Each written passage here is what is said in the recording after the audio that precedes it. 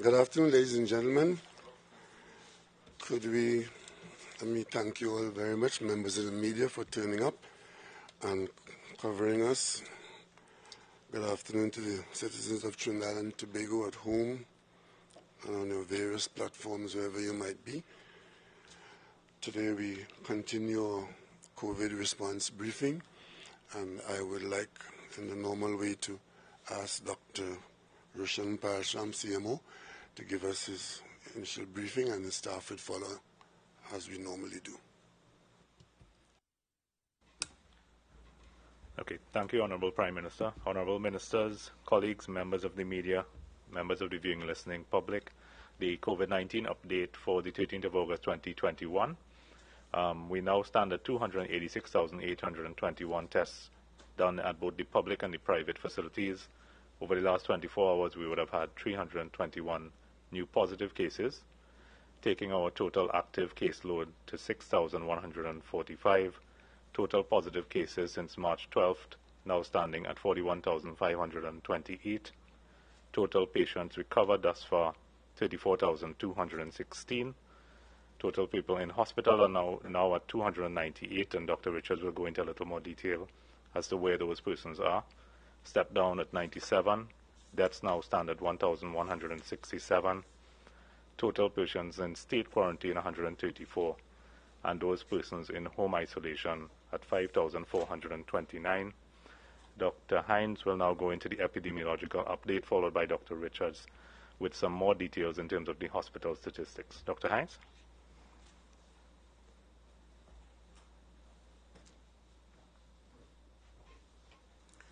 Thank you, CMO.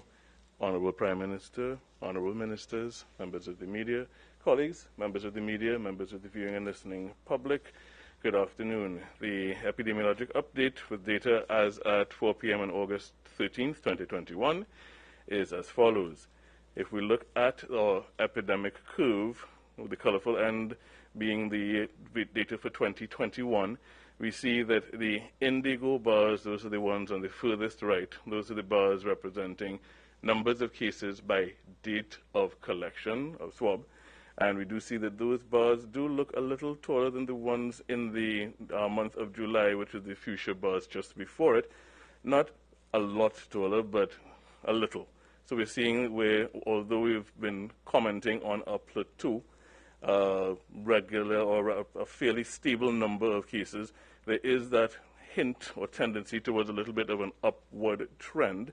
There is some epidemiologic dynamics that actually account for some of that, including some clusters that we have been tracking, tracing, and testing, which would make the numbers over the last week or so a little higher than they might have been in the absence of that cluster activity. So we see here that when you look at the week by week, the pink or fuchsia bars that represent the month of July, well, they climbed a little bit week on week, 1%, 5%, 8% sorts of increases, leveled out between week 29 and week 30. We saw that the first week of August, week 31, was a little lower than the first week of July. And then week 32, because of some of this cluster investigation activity that we've been having, has actually surpassed 31 by about 20% by the time we get today's data in. So we are also looking at the background, and the background being that salmon color, which represents the positivity, number of positives that you get out of every 100 COVID-19 tests that you perform. And that positivity we do see also being a little bit higher in this week 32, again linked to the fact that what we're doing is testing clusters of exposed individuals in certain settings, so that's raising that overall positivity. But again, we're monitoring the trend at a national level, bearing in mind that some of this cluster activity is affecting the national totals. If we look overall at the monthly cases, we see that we are manifesting and hopefully maintaining something of a downward trend from May through June to July. We have to see what happens with August. August seems set to keep pace with July, but again, that would be in line with the plateau that we're speaking about, but we are hoping that the continued adherence to those public health measures will continue to help us to keep the numbers as low as it is possible to do so. The general demographics have not changed significantly in terms of the age groups affected and the sex distribution of those positives. Largest proportion still in that 25 to 49 age group, approximately 50-50 in terms of percentage male and female among the positives. Among those who have passed on, we note the age distribution is different, being more heavily weighted towards the older population, more than 2/3 or so in that 60 and over age group, approximately 57% men, 42% women, and we did note that between maybe April and now, we've seen that sort of constant and consistent increase in the proportion of women among those who have passed on. So whereas it was 75% in the early part of the year, men, now it's down to about 57%. And we continue to keep an eye on that general trend, but it's then more or less reflecting the distribution among those who are ill, tending closer towards that 50-50. If we look at the geographic distribution, what we see is for the weeks 30 and 31, that would be last week and the week before, we see that sort of where the concentrations of cases are across the various communities within the various counties. Darker colors representing larger numbers within a community boundary. And if you look at this then distributed a little differently, you're looking at numbers of cases by county 1 week versus the next. We see that some counties have had a decrease between week 30 and 31, and others have actually had an increase. Carney had a bit of an increase, Nerve-Mayaro decrease, St. Andrew, St. David, slight increase, St. George Central, increase, St. George East, increase, St. George West, increase, largely to do with that cluster activity to which we referred. St. Patrick, minor increase, Tobago, bit of a decrease, Victoria, bit of a decrease. So you're seeing some counties going up, some going down, and that sort of drives that plateau overall, same numbers across the board, because of the difference in directions in each of these locations. And if you look at that just over the last 5 weeks, we see that we've had fairly steady numbers in some counties that have gone both up and down within that 5-week period, others that have manifested more or less of a downsweep. But again, if you look at it at a county level, what you're seeing is that these variations cancel themselves out to some extent across the board, and you have similar numbers of national cases from week to week. That's what we've been seeing. And this is sort of the breakdown of trends within at a sub-geographic level. Now looking at the projections and performance, whereas we had been seeing in the month of June tendency towards a downtrend or a decrease in the cases, as we pointed out at the start of this epidemiological update, we're seeing now that there is a little bit of an upward trend as manifested by those dotted lines, that dotted line up at the top right-hand corner of the graph. We're looking to see whether the blue bars, which are the cumulative cases, grow faster than that, or whether they maintain that sort of growth rate within that projected range. And as we see acceleration or deceleration, then we'll comment on what that reflects with respect to transmission in the population.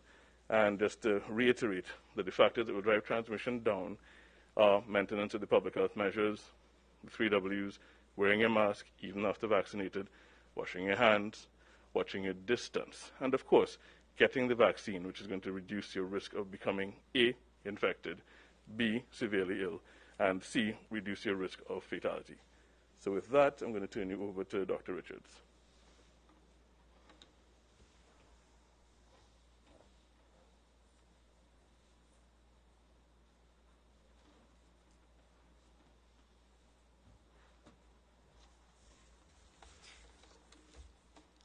Good afternoon to the Honorable Prime Minister, the Honorable Ministers of Health, National Security, Energy, and the Office of the Prime Minister, to my health team led by Dr. Paris Ram and, of course, Dr. Trotman and Dr. Hines, members of the media, the viewing and listening population of Trinidad and Tobago.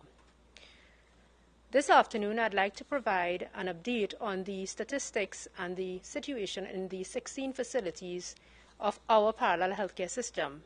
And this data is accurate as of 8 a.m. this morning, the 14th of August, 2021. my colleague Dr. Hines would have confirmed that the rolling average, that is the average number of cases per day over the last 7 days, has been increasing, especially over the last 3 days. From the parallel healthcare system's perspective, we expect an increased number of admissions within the next 3 to 5 days based on the increasing number of cases. This graph demonstrates the difference between admissions and discharges across the 16 facilities in the parallel healthcare system. And we can see that over the last week, the gap between the admissions, which is the orange line, and the discharges, which is the green line, is actually increasing. And that represents an increasing burden or an increasing additional number of critically and severely ill patients that need to be managed in the hospitals and step-down facilities of the parallel healthcare system. We can take a closer look at the reasons for this widening gap. And we would note here that the number of admissions has increased over the last week, while the number of discharges has decreased.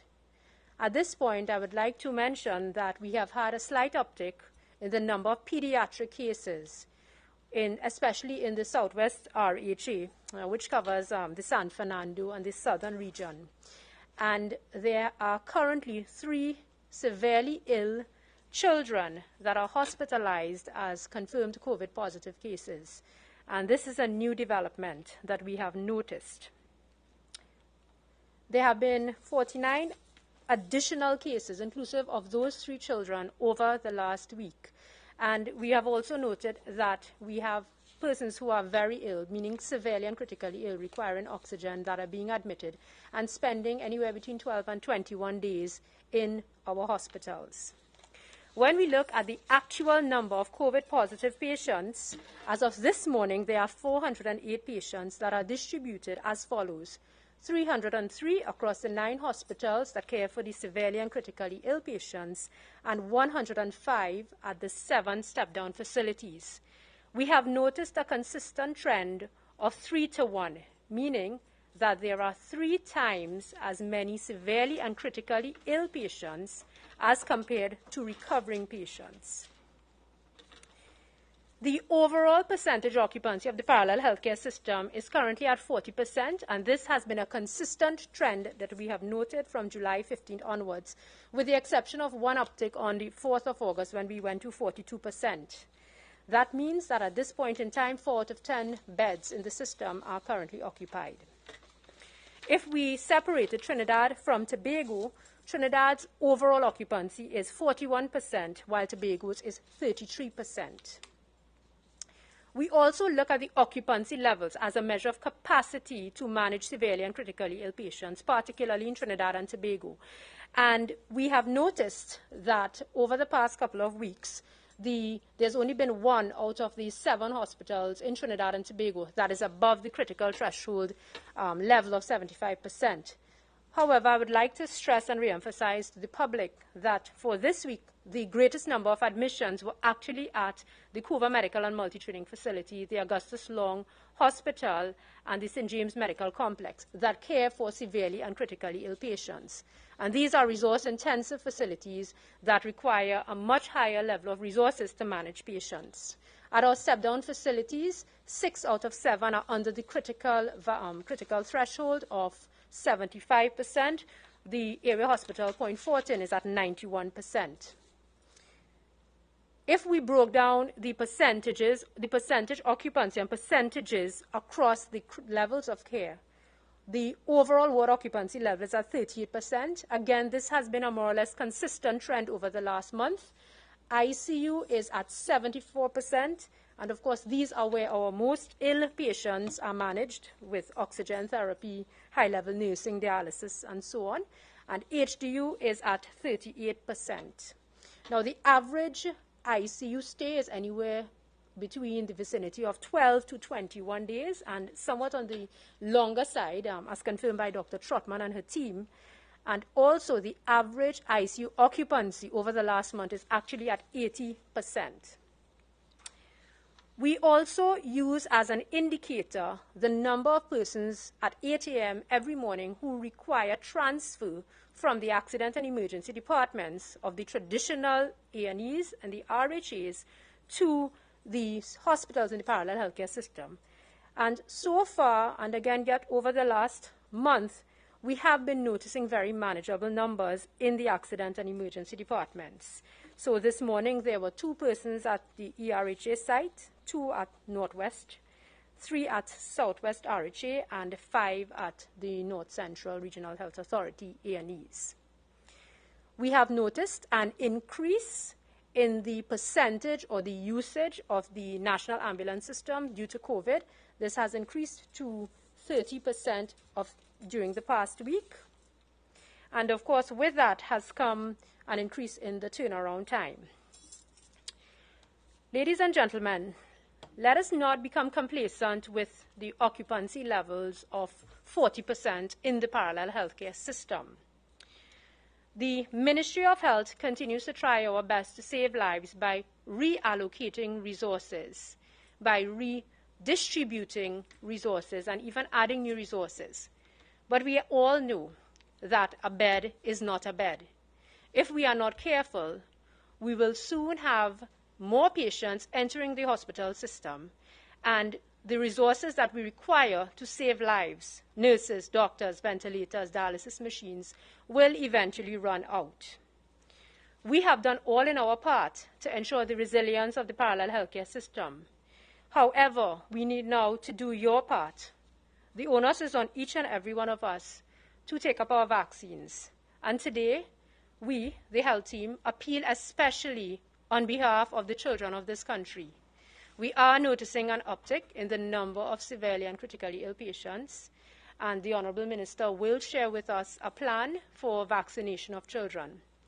Let us continue to be personally and socially responsible and practice our 3 Ws. Thank you very much.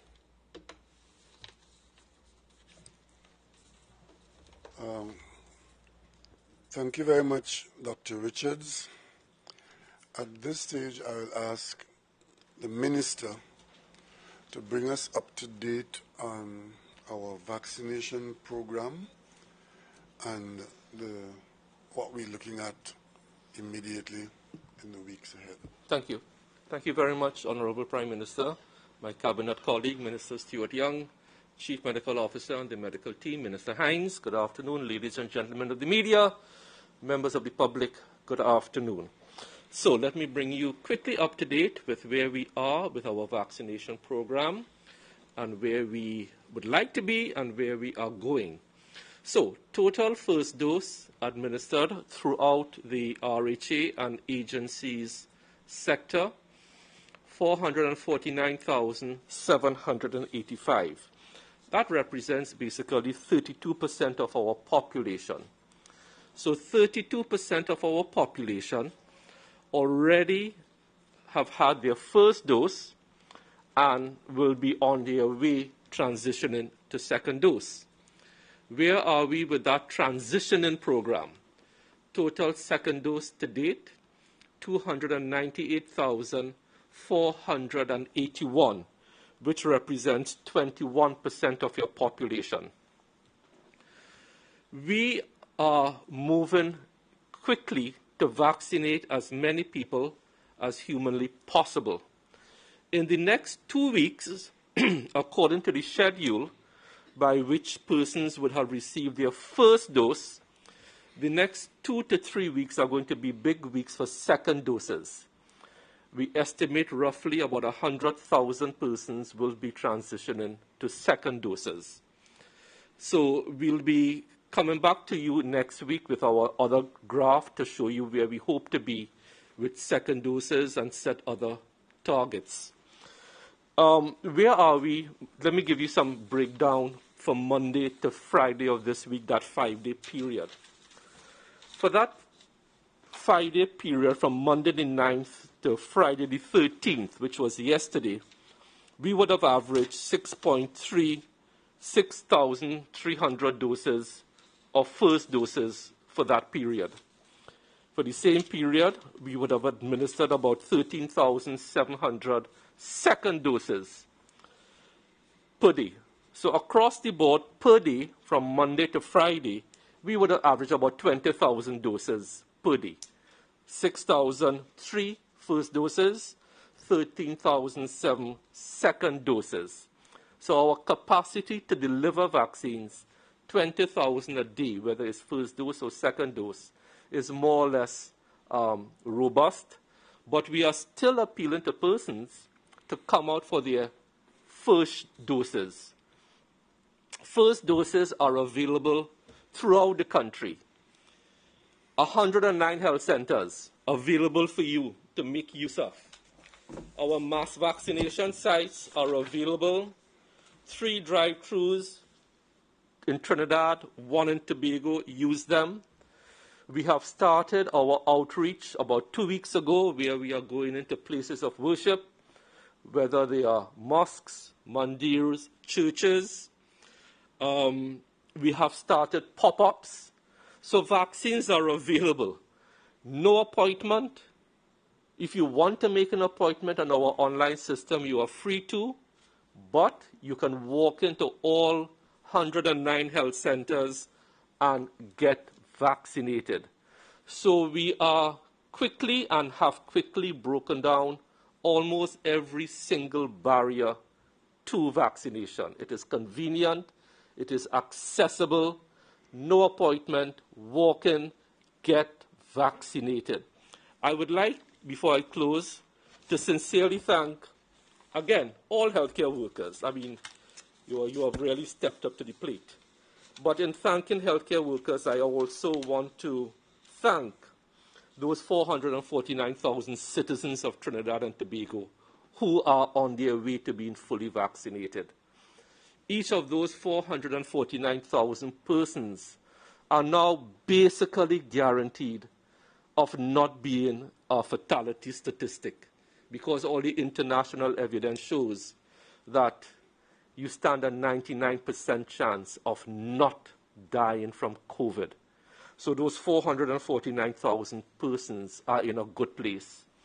They are also 99% guaranteed of not getting the disease at a serious level to take you into an ICU or HDU. So to those persons who have trusted the vaccination program, thank you. Thank you. You have shown the way for the rest of us, and the rest of us now have to simply follow their lead. Thank you very much, Mr. Prime Minister. Thank you very much, Minister Dayal Singh. Ladies and gentlemen, today in Trinidad and Tobago is a good day, because I am able to report to you that with respect to the national response to a virus in a pandemic, we are in a good position to carry out what is directed as the appropriate response to the virus that has ravaged us for just about a year and a half. You may recall last year, 2020, we were facing the same virus, but we did not have a way out and a way from. Today, I can tell you, we are living with the virus, and we will be required to continue living with the virus. Because unlike MERS and SARS and swine fever and so on, that came, scared, hurt, and went, it is now clear to us, the human population, that in mid-2021, we are talking about this virus, which was called the novel coronavirus, because it came to us as a new interaction with the human population, coming from an animal population, apparently. We have to now convince ourselves that it will be around. Fortunately, our scientific population in the world has worked or has been working on coronaviruses for quite a while. So when this one broke free and came into the human population, a lot of the base work that has been done allowed us, alongside the ability to use the huge database analyses that can be done by current computers, which were not available at an earlier time. Putting those two things together, we were able to be the beneficiaries of a response to the virus. Here in Trinidad and Tobago, as recently as January, every pontiff could tell us, wherever we were located, whoever we were, that the solution to our problem, and the problem was very real and it still is very real, which is death, destruction, loss of jobs, damage to the economy. The problem that we're facing is to be solved by vaccinating the population.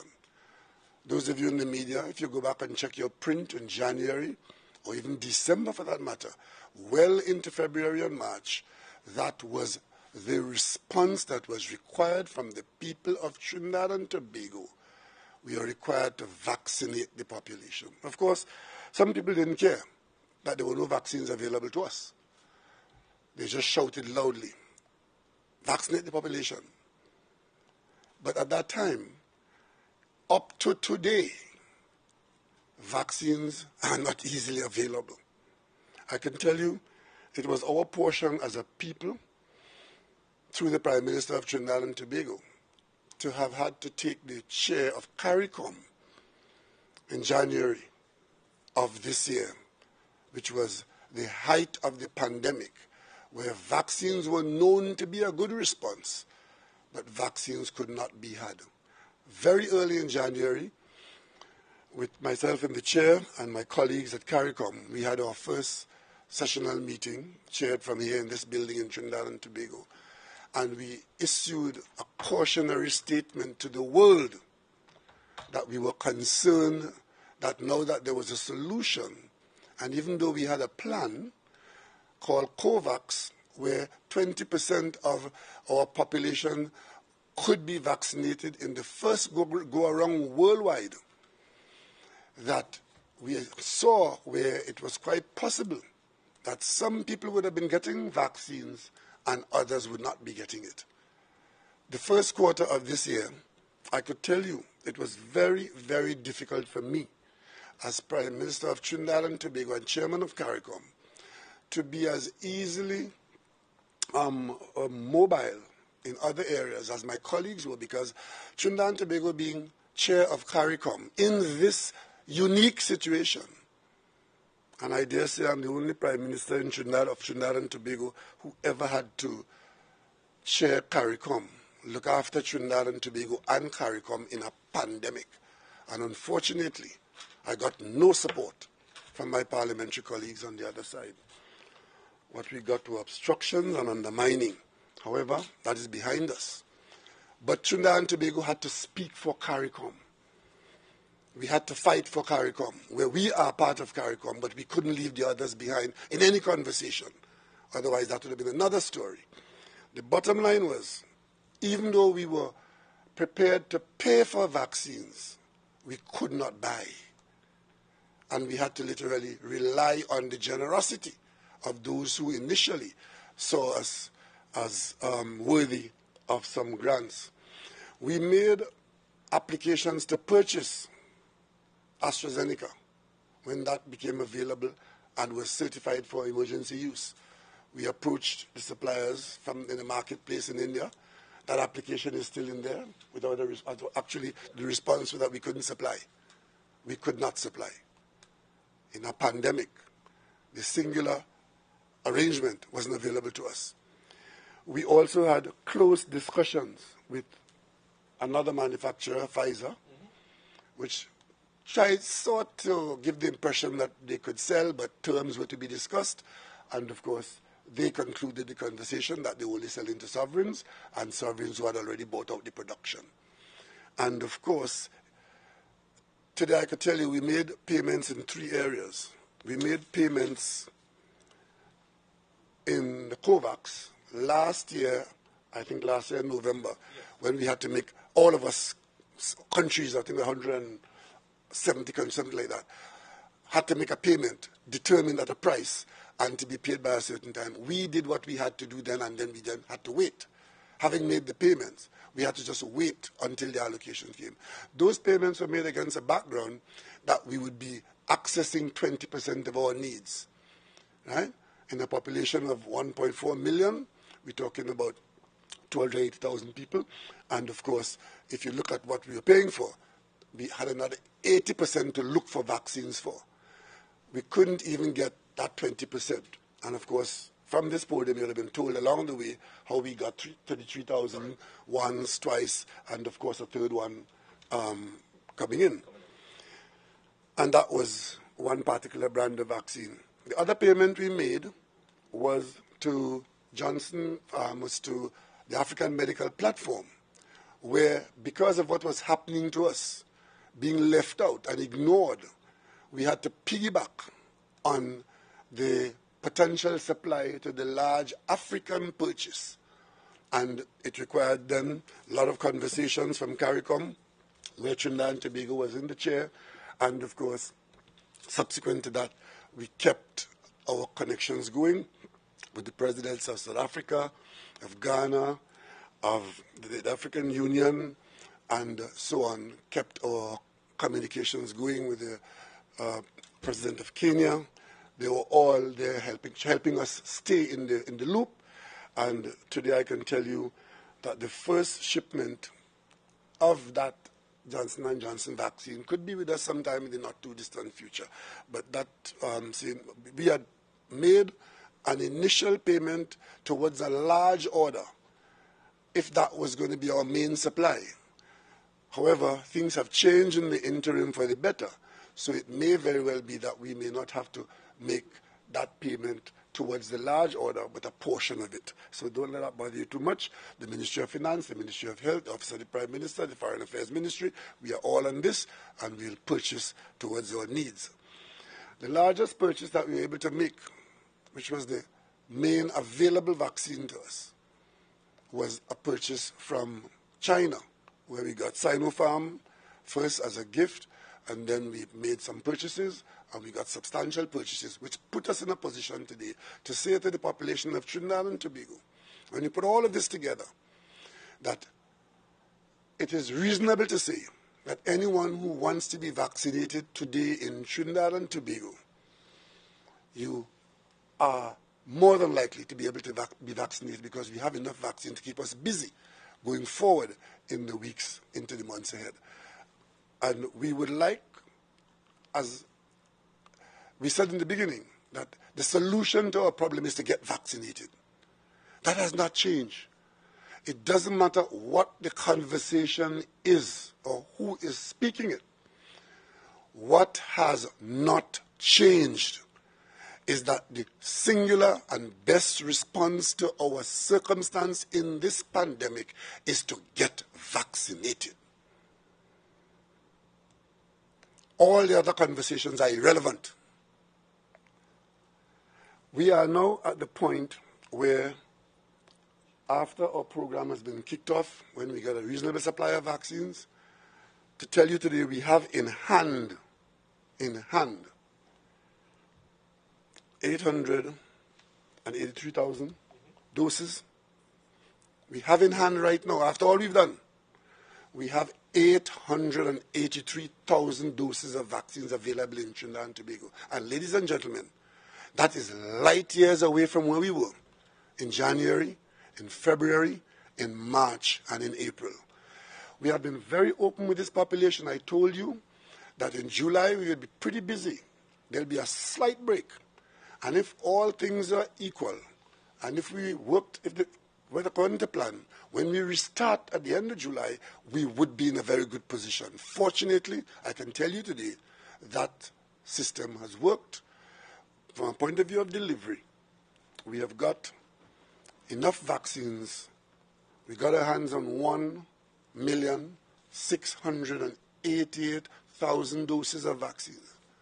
1,688,000 doses. And remember, each person taking one of these doses would require a second dose. So if you divide that 1,688,000 by 2, because each person requires 2 doses, you would see that we got our hands on vaccines to vaccinate 800,000 people.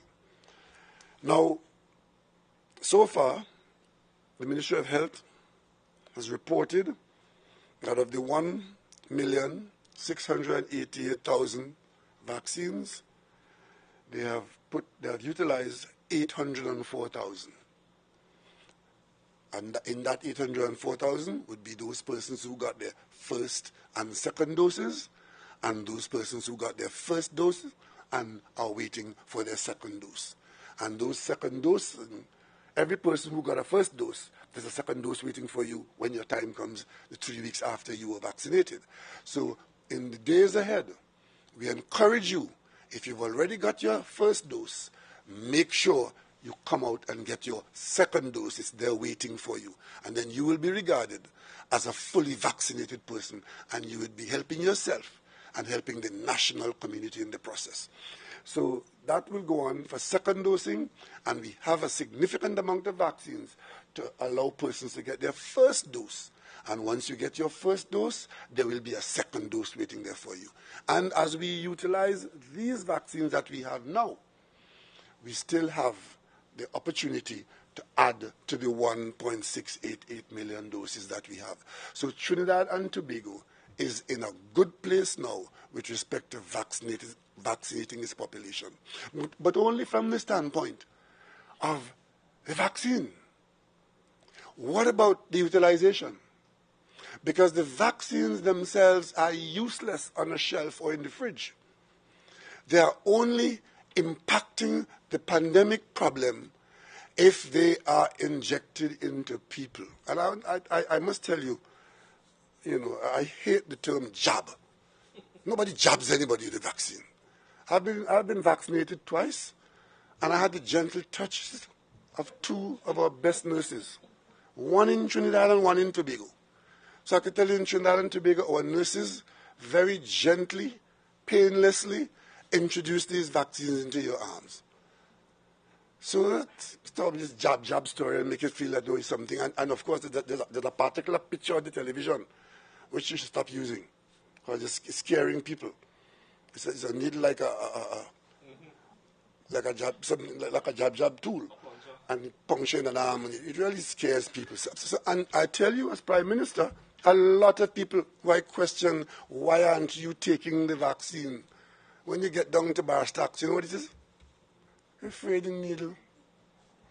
People who have been needled all their lives are afraid to take that moment of having that vaccine to save their life. Come on, people, let's get serious. The biggest problem we've had, and you'll have seen me in the middle of it, the biggest problem we've had was to getting our hands on vaccines, and we've done that. We've done that. So the smaller part of the problem is you go and lay claim to the 2 shots that are available to you. Because if you don't do that, what you're saying is that you are prepared to play Russian roulette with the virus. Because you're prepared to take a chance with the virus and not give yourself and the national community the opportunity to respond in the best way that the health department has told us is our way of responding, or should be our way to respond to these vaccines. In our population, I must say I'm a little disappointed that now that the vaccines are available, the big issue now is everything else except vaccines not being available. One is that the vaccines don't meet your taste. 2, the vaccines don't meet your brand. 3, you are advised, and I must also say, in a pandemic, as Prime Minister of this country, I think I claim the right to speak this way. You see all these people from pulpits who telling people that there's something religiously wrong with these vaccines. Stop misleading the population of Trinidad and Tobago. We are all children of God. And we are all familiar with the Bible, the Gita, and the Quran. And our population, its leaders have shown responsibility in asking the population to do what our health department has said to save our lives and protect our economy and everything else we have to protect. So let's ease up on that. I could tell the population now that the report I have is that only 50% of our nurses are vaccinated. When I had the opportunity to be vaccinated, early in the program, my colleague in Barbados offered me 2,000 doses of AstraZeneca, and it was said to me that it could be used for the government, cabinet, and senior technical people and so on. I deliberately did not accept one of those doses because I said, let it go to the health department, because I am sure that there are people in the health department who are more exposed than I am. And I did not. And the cabinet did not. Those 2,000 doses went to the health department. Such was our understanding, that the health department, being in the front line, handling infected people, handling the virus in their workplace on a 24-hour basis, that vaccination was their right to be allowed to work in that place to save the rest of us. So today, I must say I'm a little taken aback that vaccines being available, even choice and brand, and we only have an uptake of 50%. And of course, there are other conversations that flow from that. In the prison, because when COVID came out as a fashion, one of the areas that we were warned is one of the most dangerous areas to be careful with was the prison. And you know, for good reason. People in confined spaces and sharing spaces, an outbreak of COVID in there. Because don't ask me how it gets in there, because once people are interacting, it is more than likely that it will get in there, or it could get in there. Today I'm being told that by preference, only 20% of our prisoners are vaccinated. We got to make a better effort. We got to make an extra effort. We got to tell these people in the prison that they are putting their lives at risk unnecessarily. And Minister of National Security, I give you a special charge to go into the prison with people who can talk to people in the prison and let them know that this is not a joke. 20% vaccination in the prison is not acceptable. Prison officers, if prisoners are to be infected, they are more than likely to be infected by those who come to meet them in the prison. And who does that? Prison officers. And therefore, prison officers are required not to be that vector in that way and to protect themselves from prisoners who may be infected. So when I'm told that there's a 35% uptake there, that too I'm disappointed about. The Defense Force that is out there in the population doing yeoman service with the police, mixing and moving, and going home to their families all over this country. A 25% uptake at this time is unacceptable. The police is a bit better. I think the police is reporting a 43% uptake, and we are continuing to work on that. And of course, I don't have a figure for teachers, but we've made a lot of effort to get teachers, special arrangements for teachers, and I'm hoping that as we are looking towards opening of school sometime in the not too distant future, that our teachers will understand that the having of a vaccine in a country, in a pandemic, is not to be sneezed at. And of course, our students. Our schools have been largely closed for a year and a half, or just almost a year and a half. I don't know how many people are having first-hand experience and understanding of what that means. Children not being able to go to school for almost a year and a half. And I said before, and I'm going to say again, one of my biggest hurdles to overcome and my greatest concern at this stage in the management of this pandemic is to be able to allow our children, our juveniles in particular, to come out to school sometime in the near future. Today, I want to appeal to all parents, guardians, cousins, loved ones, and friends. Let us as a people do everything that we have to do to protect our children who should be in school sometime soon. What is the protection available to juveniles in the world of 2021? Over and above the normal health protocols of washing your hands and wearing your mask and so on, from a point of view of being therapeutic or responding to clinical possibilities, the singular response that we have is one brand of vaccine that's available now, authorized by the WHO, and that's the Pfizer vaccine. And I said before, when we were signing all those documents, because I did tell you, I've never signed so many documents. I've never had so many meetings on an issue. But when that was going on, I told you, if it bore fruit, and we did get our hands on this vaccine, which is WHO approved for juveniles from 12 to 18, that whatever we get, that cohort of our population will have first call on it.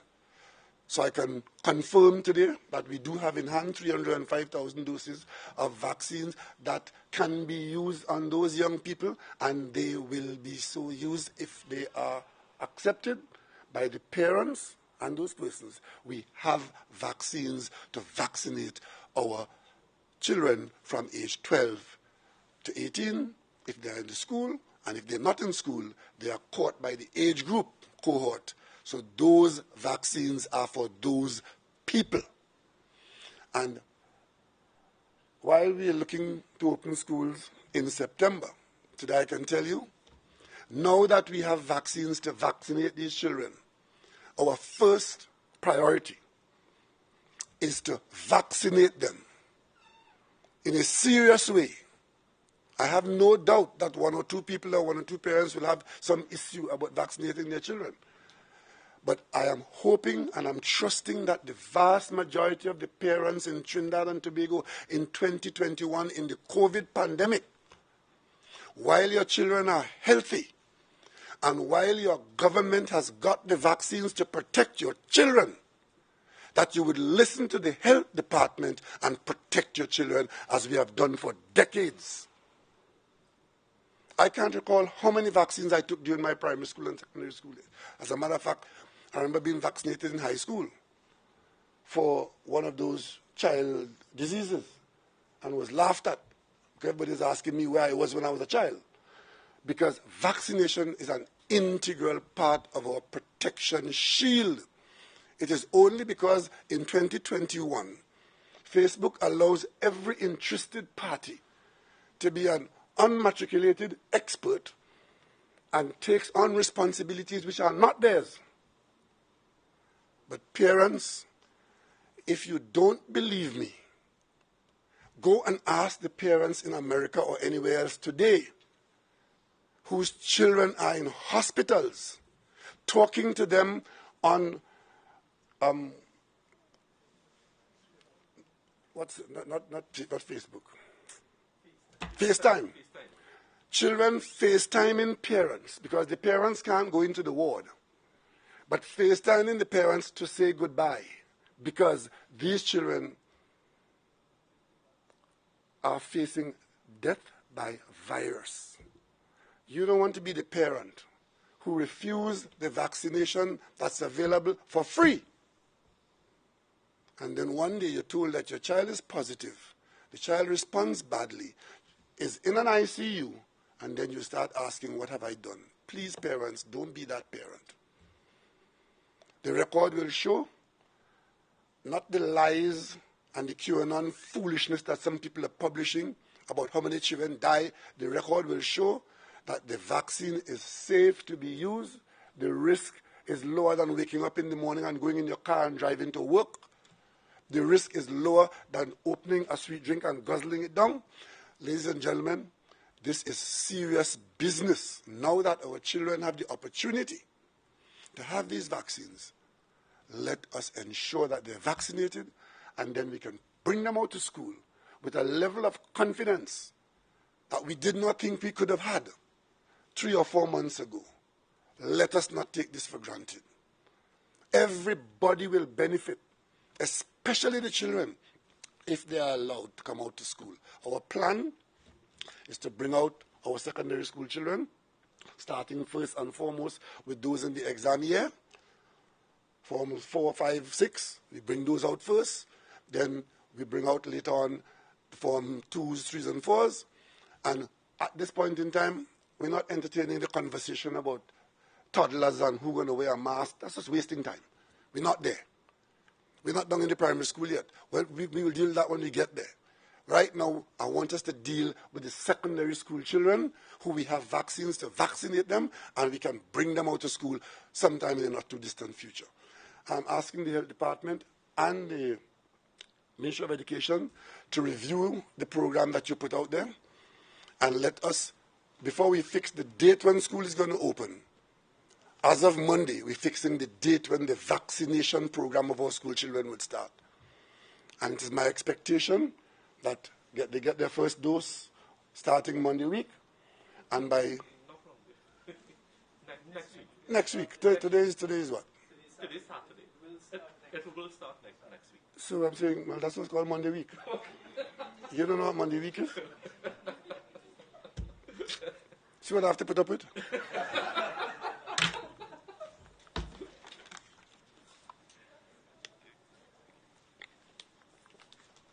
Yeah, so the Ministry of Education and the Ministry of Health will work in tandem, and the parents and guardians in particular.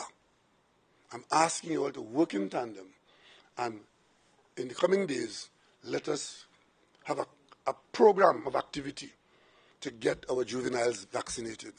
And then when they go out to school, we'll all have the confidence that they have that element of protection that the virus, that the vaccine gives to them. I want to emphasize, because I keep hearing it over and over from those who are advising against it, the vaccine does not prevent you from getting COVID. It reduces the possibility for good biological reasons. But then, if you ever get it, then the report has shown that you will not be as clinically badly off, and you may not end up in the hospital, and you almost certainly will not be a casualty, having been killed by the virus. That is the benefit, protection from the ultimate outcome. And of course, if the doctors talk to you, I'll want Dr. Trotman, when she comes up, to talk a little bit about when you get over COVID, how you get over. Because some people get over the initial clinical expressions, but they carry with them significant scars, especially young people. So we want to avoid that. I went into a pharmacy in Tobago last week for the express purpose of looking to see what you all buy in the pharmacy, because I'm inundated by these comments about this vaccine was developed too fast, this vaccine does this, and it's not certified by the CDA and the FDA and all sort of DAs. And I went into the pharmacy and I looked at the shelves and I asked about the popular things that are bought up by in large number, paid for in foreign currency.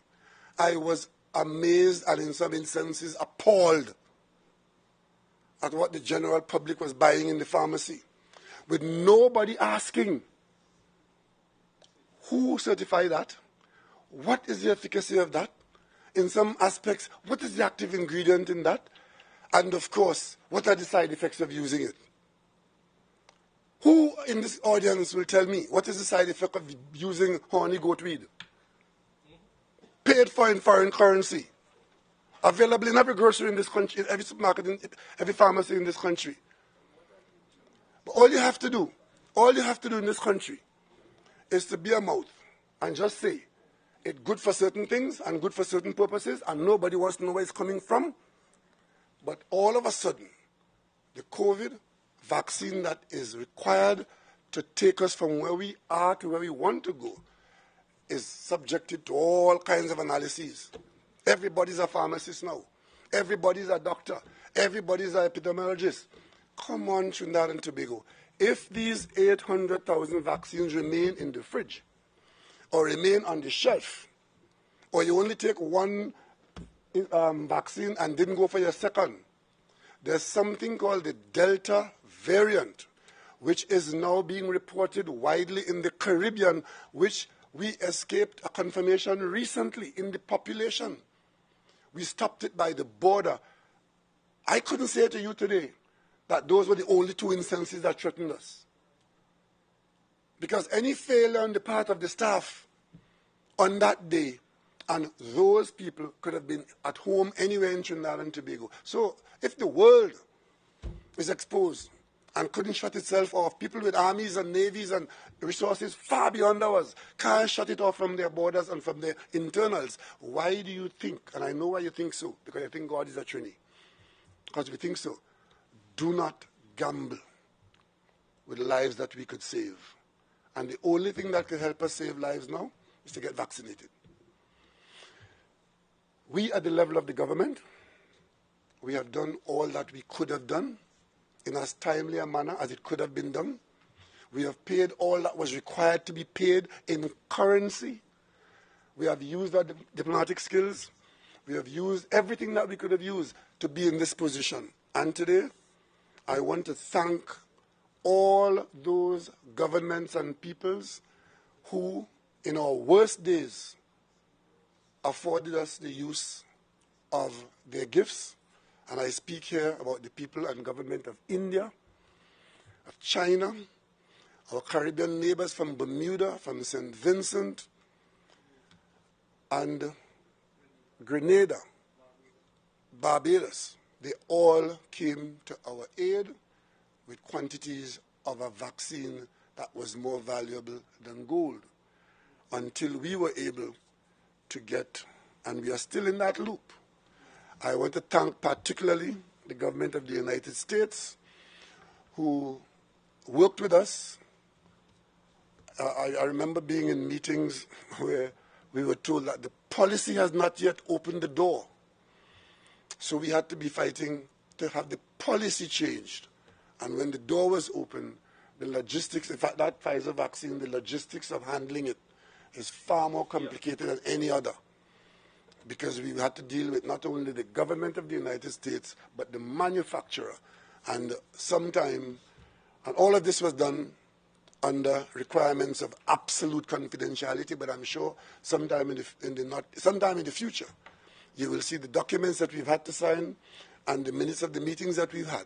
But the bottom line is, it has borne fruit. So today we can thank the United States government for its offer, a substantial offer, of which we've got the first tranche, and we look forward to others. And in so doing, there are some special people that I wish, as Prime Minister of Trinidad and Tobago and former chairman of CARICOM, there are some special people in the United States who I would like to thank for their involvement in ensuring that we here in Trinidad and Tobago and in CARICOM, that we were not left out.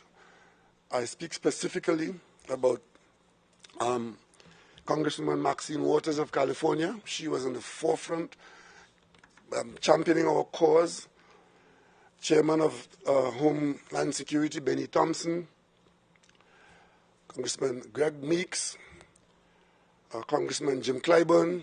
Vice President Kamala Harris. And all the technical people at the White House who worked with us, and CAFA, and of course our CARICOM staff. It took all of that to be where we are today, to say to the people of Trinidad and Tobago, we have a variety of vaccines, we have enough vaccines to keep us busy and to vaccinate those who require to be vaccinated, and we expect to get a few more. So our target is now very realistically in sight, and our program is well underway. The only missing component is that willingness of the population to accept the vaccine. Don't go trying to be brand specific and being controlled by vaccine presence. They're all doing the same thing. Do not deny yourself a vaccine because it is this brand or that. As a matter of fact, from here on in, the government will be speaking to you about vaccine dose and not vaccine brand, because we are to have vaccines in every health center and other places of service that we designate, as we will designate for our students and young people in the days ahead. Go out and get your vaccine.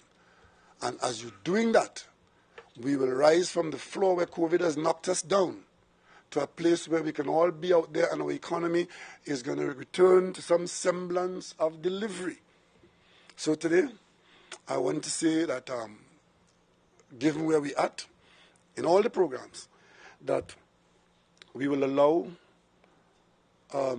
as we said, the retailers to open up on Monday. We expect our retail sector, that's going to be a big, big step.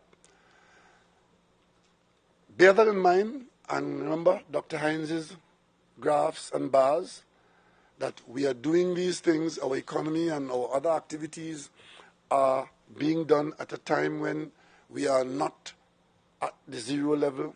We are not COVID sterile.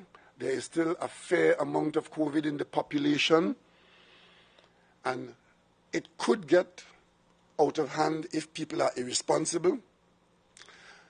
Remember, it is all about not congregating, keeping the hygiene going, wearing your mask, and just being basically sensible. And add to that vaccination.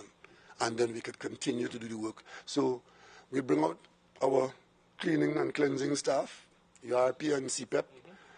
Our roads and byways and highways are now becoming overgrown, overrun, because they're working outdoors.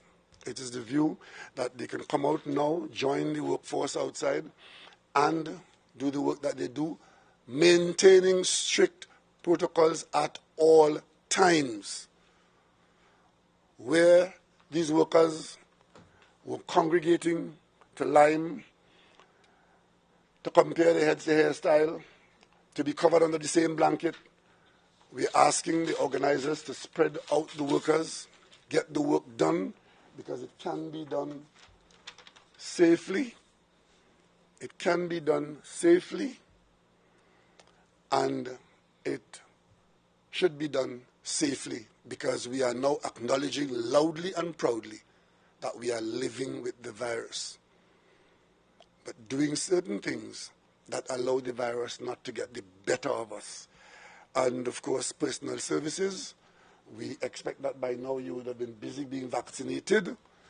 So those of you who are using personal services, it's up to your option to inquire as to whether persons coming close to you have in fact got themselves in a relative safe zone. And of course, the last thing I want to touch on, for those who are playing the Russian roulette, in this population of 1.4 million people,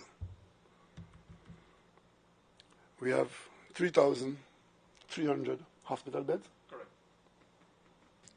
3,300 hospital beds.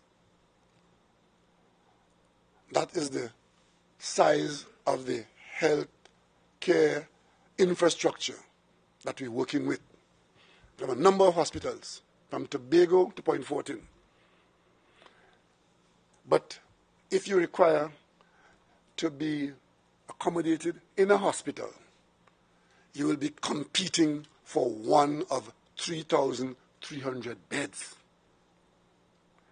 We have the parallel healthcare system where we allow the population to have its normal healthcare delivery. But we've added to the system what Dr. Richards talks about every week and how we manage that. That has 1,022 beds. And of course, if you get into real trouble, how many people we have in the, we can deal with 916 of you in the ward. And if you require ICU care, 50. Maybe a little bit more if we stretch a bit. And of course, if you get into real trouble, talking about another number of tens.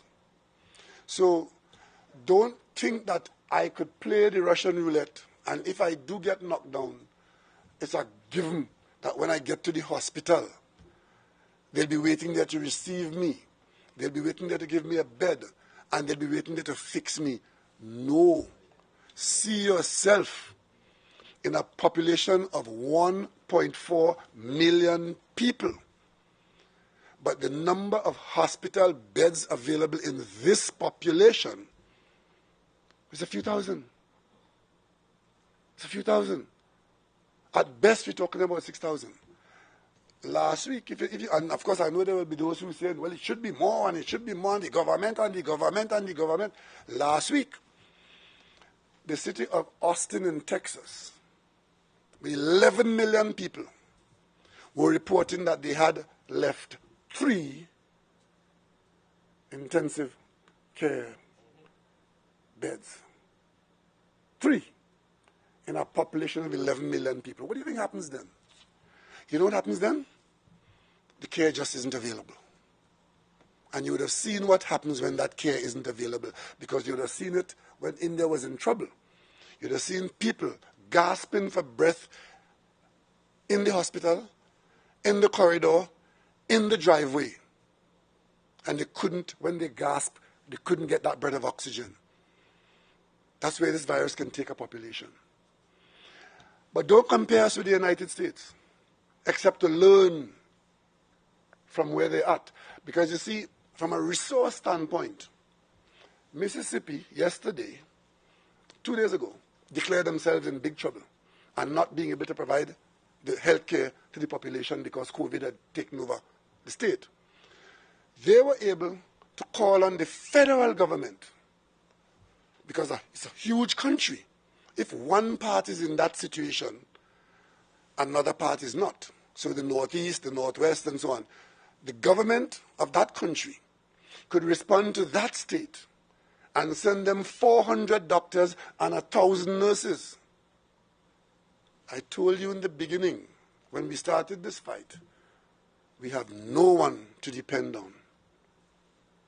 You would have seen it in the vaccine distribution. You would have seen the unfair treatment that countries like us faced. And today, if we find ourselves in that situation where we are now unable to cope with the mass of people who would need health care, we have no federal government to call on. We have no military doctors to bring in. And I want to, at this stage, to add to the countries that we thank the government of Canada, who gave us a shipment of vaccines as well, and the very special gifts of the United States, those field hospitals, because they have played and will continue to play a comforting role to us in this fight. So I think I've painted the picture. We could do better if we get ourselves vaccinated. We could get into big trouble if we don't. The one good thing is the vaccines are available.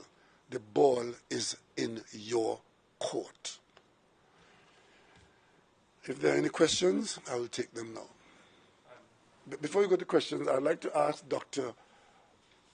Trotman to speak about the clinical experiences and particularly about persons who have been sick with COVID and recovered, and what long COVID is about. Certainly, Prime Minister.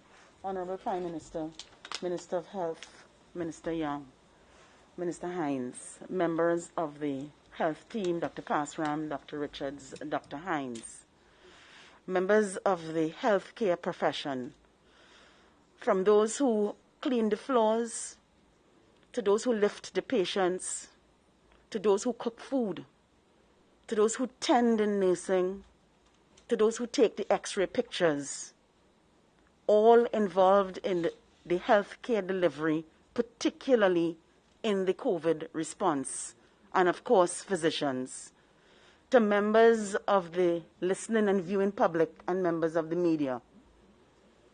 I start with 3 words: vaccinate, vaccinate, vaccinate. It will allow you to live.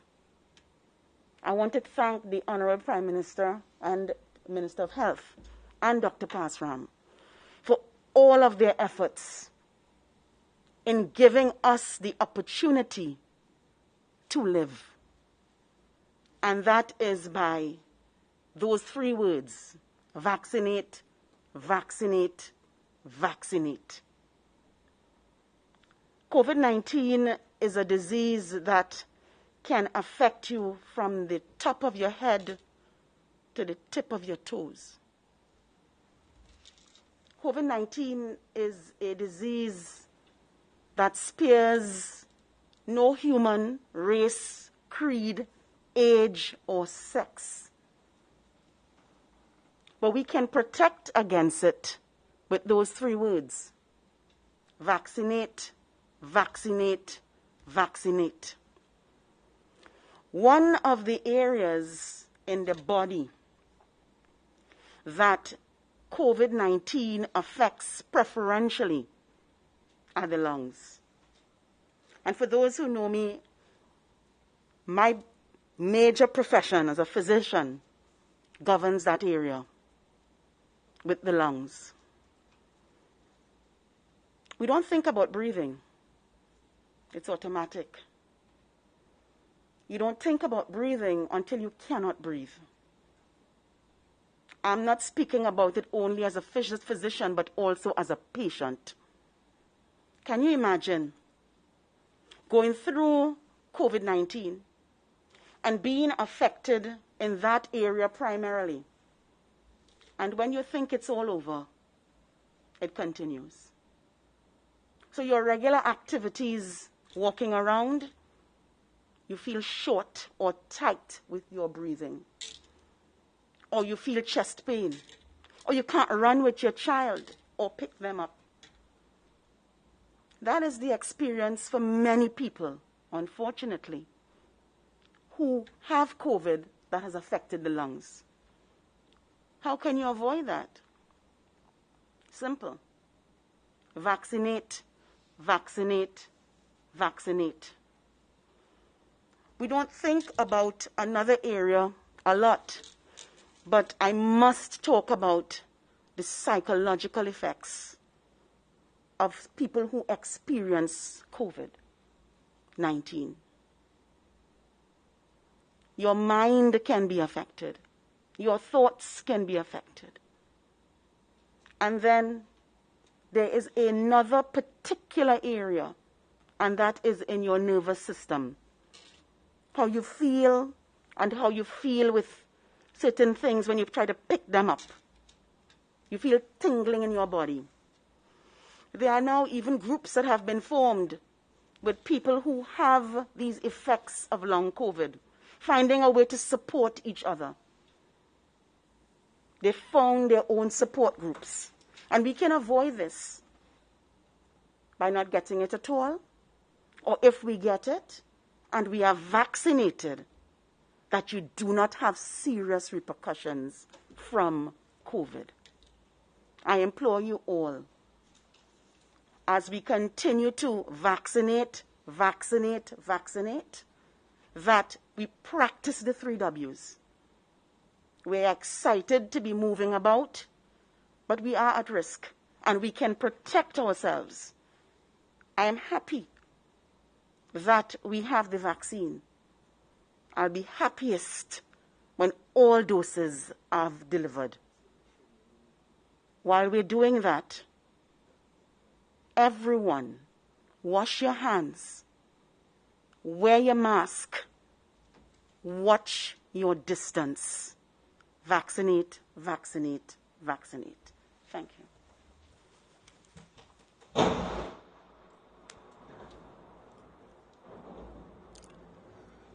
Thank you very much. Thank you very much, Dr. Trotman. It's quite a dramatic ending you had there. But let me just clarify something. When I said last week when we were here, we discussed the personal services, and we did ask that people who are involved in providing personal services, and I'm here talking about barbers, nail techs, hairdressers, domestics, and so on. We did ask you to make an effort to get vaccinated. We are hoping that you would have been taking the opportunity, and we would want to ask you to continue to do that for another week, because next week, not tomorrow Monday, but the following Monday, we intend to lift the restrictions on those services. That's what I was talking about, personal services. So let's see, just please, every health center would be able to vaccinate you, and even with one dose of vaccine, we would start the process, because we know what you have been going through, and we expect you to be responsible. I'm hoping that I'm talking to the converted here, because you should have, during the last week, taken the opportunity to do so. Just want to make one point. The Ministry of Health will determine where school children are to be vaccinated, and the Ministry of Education will cooperate by getting schools, and I'm asking all those involved in the school business, principals, teachers, parents, and so, look out for where these Ministry of Health locations are going to be, because we'll do them in groups and districts, and as quickly as we can get the children vaccinated, because it requires a period of time to get the full benefit of the vaccine. So if school is going to open at day X, we don't want you being vaccinated the day before. We are holding the next 2 to 3 weeks for the vaccination program to go in, and what we anticipate is that whenever we open the schools, that the children would at least have had at least one dose, and many would have had 2 doses, because we are going to maintain the position for the next 3 weeks, and we expect to open the schools after that, sometime after that 3-week period. So we ask you to bear that in mind. And this is an exercise. It is the Ministry of Health that is providing the vaccines, and the Ministry of Education that is making arrangements to receive and use those vaccines. Right? So if there are questions, we'll take them now. Good afternoon, Prime Minister. Rashad Khan here from Guardian Media. So you'd have listed out some major steps to be taken on Monday. The retail sector is going to be back out, CPEP and URP. Under full protocols. Under full protocols. What kind of assurances can you give, if any at all, that any further spike in COVID-19, regardless of if it's Delta variant or any other variant, that we would be coming back into a lockdown again? I can't give you any assurance. This is something that is beyond assurance. I don't know that Dr. Parsham, with his long experience, can give you an assurance as to what the community at the individual level will do. What we are looking at the broader picture, that if we follow the protocols that have been working and the cautious way that we have gone step by step, even though we are seeing slight increases going in a direction that we would have been happy if it was going in the other direction. But we are prepared to follow the protocols, and we expect that Dr. Hines' numbers will be such that we can live with it. If the opposite becomes the reality, then we'll cross that bridge when we get to it. Okay, and now we would have seen in other parts of the world, the US, France, elsewhere, where businesses have taken it upon themselves to say, hey, we're only going to serve to vaccinated people. What would be your stance on that if something like that is implemented locally? Well, I don't have a personal stance on that. I lead the government. The government's position is that we have not taken, as we did in the beginning, we did not decide to force the population into complying with COVID. You remember we had asked for masks and we got a certain kind of response. Then we had to go and make it mandatory. I think I have not seen a person without a mask for quite a while. So the people who are taking decisions, there are two things out there. One is rights and the other is responsibility. There are people who will claim their rights and there are people who will claim the responsibility of those who've claimed their rights. And all of it is being done so that all of us can survive. Different people may do things differently, and I trust that all of us will operate within the law, but there are different options available. At the end of the day, and I want to make this point clear again, at the end of the day, there's only one entity that has the responsibility of looking after everybody, and that is the government. And the government is quite prepared at this time to rely on the population's sensible response to something called a pandemic. It's a life and death situation, right? I don't know who the next person is going to be. None of us is immune from COVID. There's nobody in this room with all the health qualifications and training they have. None of them could say, I know that I am safe from COVID and that nobody can negatively influence me or my family. No, because we don't know when the infection will take place and under what circumstance. Look, I came here to this podium. I don't know if it was sanitized by somebody before me. I hope so. I got COVID. I had no idea how I got it because I was following the protocols. Fortunately, I did not reach the stage of requiring, a response to my clinical condition that would have put me in a hospital and so on.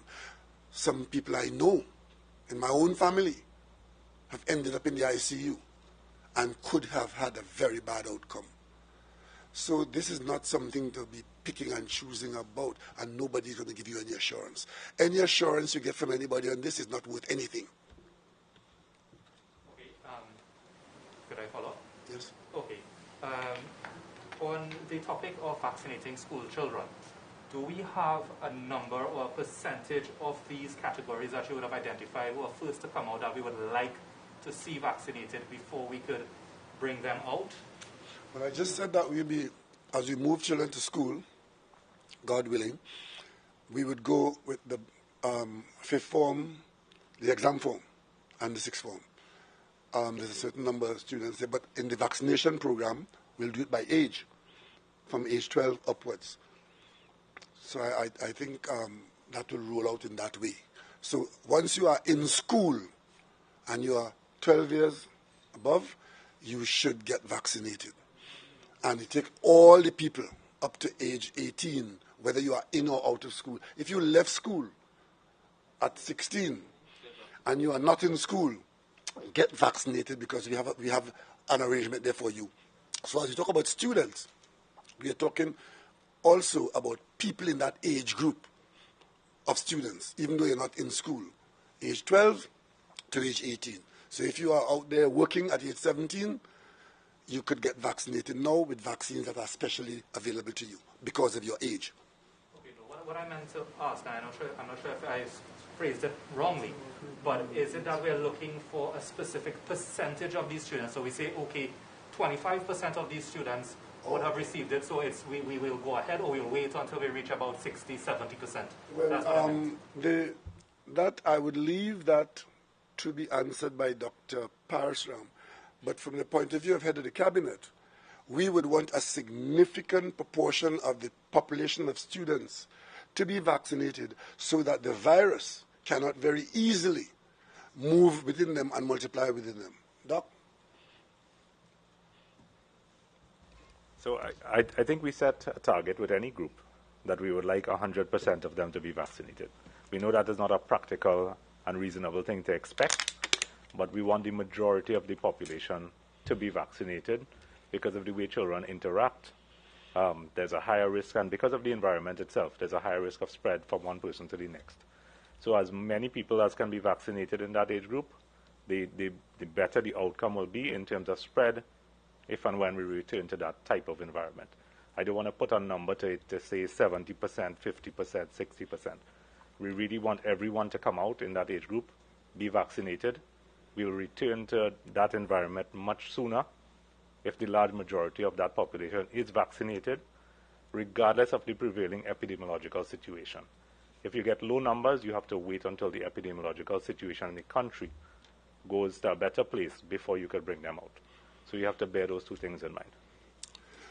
Yeah, so you see, we have an option, it's no choice, because if we don't get the population vaccinated to that level, for that decision to be made, then what we are choosing is children not going to school.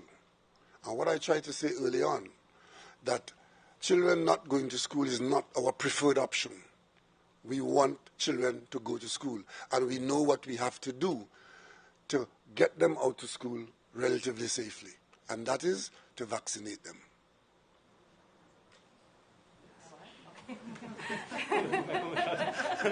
Just making sure. Good afternoon, everyone. Kimberly D'Souza from TTT News. I have a question for Dr. Richards, actually, just to get a bit more information about the 3 children who are ill. I know you won't be able to share all the information, but can you tell us the ages of the children? Has contact tracing started for the children as yet? And, you know, what parents can do at this time right now to prevent their children from getting the virus? Because you did mention there's an increase in children contracting the COVID-19. So thank you very much for your question.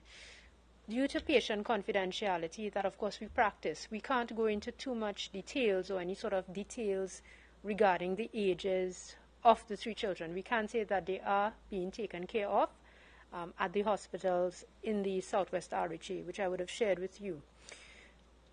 As far as the prevention of children contracting the COVID-19 virus, this is where the onus lies on the parents. We have repeatedly asked parents and members of the population to please accept the vaccines as they are safe, accessible, and very available. Because in addition to the vaccine preventing or reducing the risk of us, the adults, of contracting the COVID-19 virus, it protects those of us who cannot receive the vaccine at this point in time. So I hope that this has answered your question, and it's brought a bit of clarity. Sure. Is it that 3 out of the 49 are children, or 49 are children? Because I think you said... Oh, 3 out of the 49. Of the severely ill patients are children. Yes, okay. yes. Thank you very much. Hi, Dr. Richards. So considering what we know about Delta variant, and considering that we haven't ruled out the possibility that it could in fact be circulating within our population and we haven't detected it as yet, is it that samples are being taken from these children that we've noticed the increase in to be sequenced for Delta? Yes, I can confirm that genotyping sequence testing is being done by the University of the West Indies in collaboration with the Ministry of Health. Okay, thank you.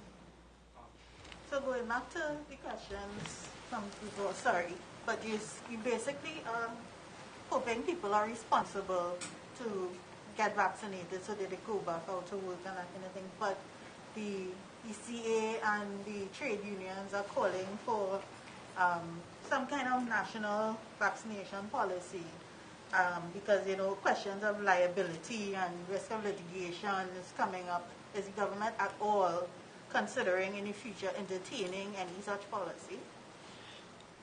There is no absence of policy. You know, the policy is that getting vaccinated is voluntary at this time and not mandatory. I don't know what other policy exists other than that. In that mandatory, in that voluntary arrangement, that is why we are appealing to people to get informed, know the facts, and use the facts to make what we consider to be a defensive decision. So, sorry, but the parents are the people who have to make the decision to get their children vaccinated, or the 12 to Not just parents. Some people are with guardians. They're not all with parents. And the adults. So, is there going to be some sort of cohesive program with the Ministry of Health and the Ministry of Education to, information and giving information about this? How is that? Thank you. Thank you very much. Let me state from the onset, vaccination of children in Trinidad and Tobago is not new. Let me state that. Because unfortunately, I was waiting to come on to CNC3 last night. And the interview before me was the president of some newly formed group. And I was a bit taken aback to hear him say he is not going to allow vaccination of children at tender ages. Now, pediatricians in Trinidad and Tobago vaccinate children at age, 3 months? At 1 month. And that has been going on for decades. And this is the type of misinformation that goes out there. So vaccinating children from day 1 after birth, 1 month, is normal, standard practice across the world. And what shocked me about the statement is that this vaccination is for adolescents 12 years to 18, not young babies. You know what pediatricians do every day in their office? Vaccinate babies. But all of a sudden, the vaccination of 12 to 18-year-olds, when I was in school, we used to get vaccinated without parental consent. The nurse would come, vaccinate you, and you go home, and that was it. So the point I want to make is that let's not find every excuse in the book not to protect our children. And let me just make one last point. We went down to DB, we sent the camera crew down to DB, and we showed the questions at the press conferences. And one of the food vendors was saying, why should I vaccinate when I have a 5-year-old at home? The question is, you need to vaccinate because you have a 5-year-old at home to protect the child. That is one of the principles of herd immunity. For those who cannot be vaccinated, if enough people around you are vaccinated, you are protecting those who can't be vaccinated. Like right now, those under 12. So the Ministry of Health and the Ministry of Education, together with UNICEF, will be doing some sensitization for parents. But let me close by saying, vaccinating babies and children is long-standing medical practice around the world. Let me just join this conversation here to say one thing.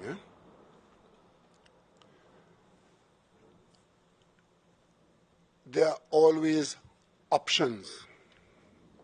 The vaccinating of the population, and in this case, specific to the juveniles, that is an option. It is an option that we have. For those who say, forego that option, what exactly are they offering you? It is to stand and wait on the virus and see what it does. That is the option. Let me repeat that. For those who have a problem with the vaccination response as the option that the state is advancing, the option that they are asking you to follow is to stand and wait and see if you will be selected by a deadly virus. A virus that has already killed 4 million people. That is the option they're offering you. And it is for you to decide whether you want that option or you want an option that gives you a chance of being defended against that virus by vaccinating yourself and your charge, whoever is under your charge as a child, and you may be a guardian for. It's as simple as that. In fact, some of the conversation is that COVID is a hoax. Some of the conversation is that it's an ordinary flu. Which ordinary flu killed 4 million people in a year? Some of the conversation is that there's some, some demonic arrangement. And some even take you to the Bible to look for its origin. Absolute poppycock, if I may quote Daily Knock. And I'll tell you worse than that, eh? For those of us who have had the responsibility of looking at the populations, you know what you're being advised now? That this COVID occurrence could be a regular occurrence. Because there are other possibilities of viruses coming our way in the same way and having the same kind of effect, disrupting the country, disrupting the world's economy, disrupting your progress, because you first and foremost want to stay alive. And for those who have a problem with the vaccination as a response, I want you to ask them, what is the alternative? And since when we didn't know that vaccination was the way out, in January, in February, in March, and in April, you were on my case every day. Get the vaccine, get the vaccine, get the vaccine. And now we have the vaccine, I have to be listening to all that foolishness.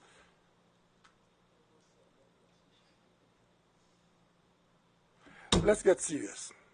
And you see those young people, I take personal responsibility for them. And if I'm wrong, you let me know. But I believe that the vast majority of people in Trinidad and Tobago are right-thinking, reasonable citizens. And I believe that parents will want their children protected. So come the start of this program, I genuinely expect the majority of parents to get their children to get another vaccine, because those same children would already have had a number of other vaccines. Right? I'm sure those children who are in line to go out to school, and I desperately want to get out to school, I'm sure they've been vaccinated, and I'm sure if I ask the average parent anywhere from Toko to Charlottesville, they can't tell me what is in the vaccine. What they tell me is that they trusted WHO, they trusted PAHU, they trusted the government, and they wanted to protect their children when those children were born and when they were nurtured. So what is all this? We will know if we are in trouble when the minister reports how many vaccines we have in hand which are not being utilized. And I trust that we will not come to a point where we can conclude that after all we've been through, after all the damage has been done to us, there's light at the end of the tunnel, and there are people asking us to back into the darkness. There's no other sensible, reasonable, scientific alternative now to respond to COVID-19 in 2021 than the vaccines that have been authorized for that purpose. Thank you very much.